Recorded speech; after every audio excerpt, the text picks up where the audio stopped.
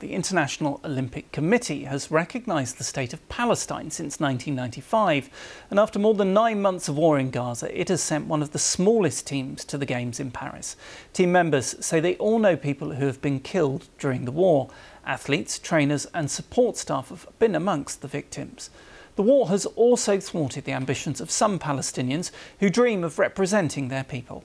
Paul Adams reports from Jerusalem. In Gaza, it's hard to keep your dreams alive. But here, in Tamer's own Olympic village, he sticks to his routine. Tamer's home is destroyed. He and his family have had to flee twice. Last December, his coach was killed in an airstrike. Any faint hopes he might have had of going to Paris have long since evaporated. But he's still running. I wanted to compete with the world's best athletes, like Jakob Ingebrigtsen, the current world champion in the 1500 meters. I wanted to run alongside him, to feel what's it like to compete with the world's best. Tamer had never worn spikes until a year ago, but he's already represented his country twice.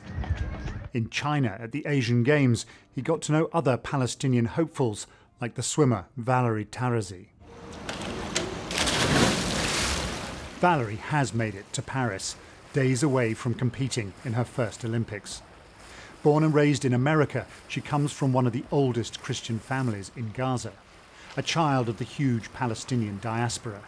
The war has touched her too. 4 relatives were killed early on. We have to deal with something that very few countries around the world have to deal with. And for us, this is our friends, it's our family, it's our teammates, it's our national team members. It takes a toll on us. It seems like every day, every week, we have people very close to us dying.